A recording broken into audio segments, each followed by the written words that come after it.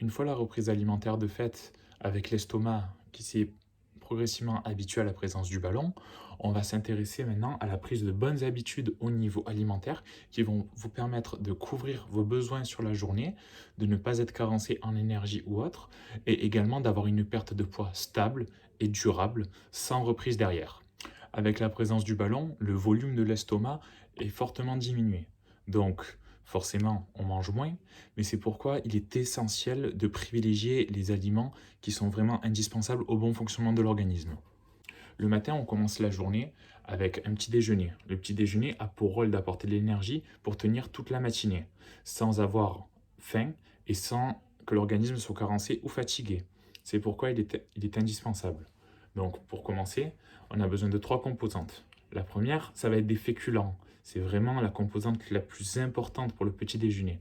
Ça va être des biscottes, du pain ou des céréales type flocons d'avoine, muesli, parce que c'est ce qui va permettre d'apporter de l'énergie sur toute la matinée, parce que c'est composé de sucres lents et que les sucres lents sont lents à l'assimilation, donc ce qui va faire que vous aurez de l'énergie durant plusieurs heures.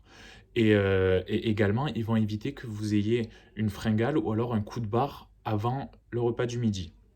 Avec ça, on va accompagner les féculents avec des fruits frais ou alors une compote afin d'apporter des fibres et des vitamines essentielles au bon fonctionnement des cycles de l'organisme et également un petit peu de protéines avec un produit laitier type lait ou yaourt qui va permettre du coup la synthèse hormonale et musculaire dès le réveil.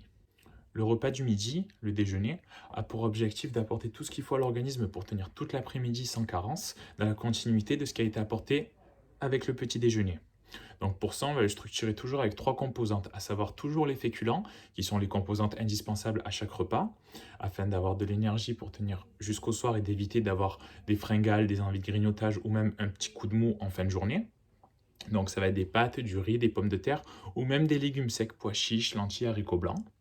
Avec ça, des légumes, crudités ou alors des légumes cuits qui vont apporter des fibres et des vitamines pour les cycles hormonaux et enzymatiques de l'organisme. Avec cela, il faut également une source de protéines, à savoir viande, poisson ou œufs, qui vont permettre d'apporter ce qu'il faut pour la contraction musculaire et également la synthèse hormonale.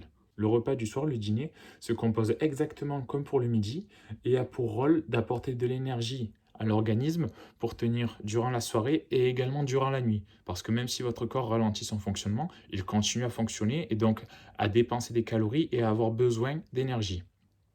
La seule petite différence peut se faire au niveau des féculents, car ayant moins de besoins durant la nuit, vous pouvez diminuer légèrement la quantité de féculents, mais surtout ne pas la supprimer. Il est essentiel de ne surtout pas supprimer les féculents, peu importe le repas et le moment de la journée, car ils permettent d'apporter de l'énergie à l'organisme. Si l'organisme n'a pas d'énergie, il va se mettre en mode économie d'énergie et du coup consommer moins d'énergie, brûler moins d'énergie et donc fournir moins d'énergie aux organes. Cela apportera une sensation de fatigue, de lourdeur et également freinera la perte de poids.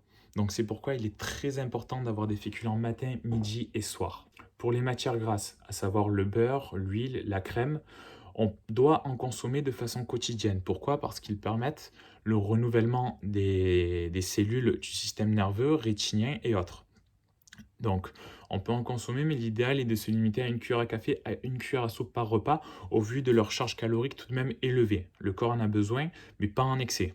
En termes de quantité, il est indispensable, avec la présence du ballon, de se limiter à une assiette à dessert par repas. Avec la présence du ballon, vous mangez déjà moins. Il est inutile de coupler notre régime, que ce soit avec des compléments alimentaires ou suppression des féculents ou autre, avec ceci. Pour toute question ou autre, n'hésitez pas à me joindre par mail ou par texto ou à m'appeler directement afin qu'on puisse faire un point. Il est vraiment indispensable de prendre ces bonnes habitudes afin que tout le poids que vous perdiez ne soit pas repris.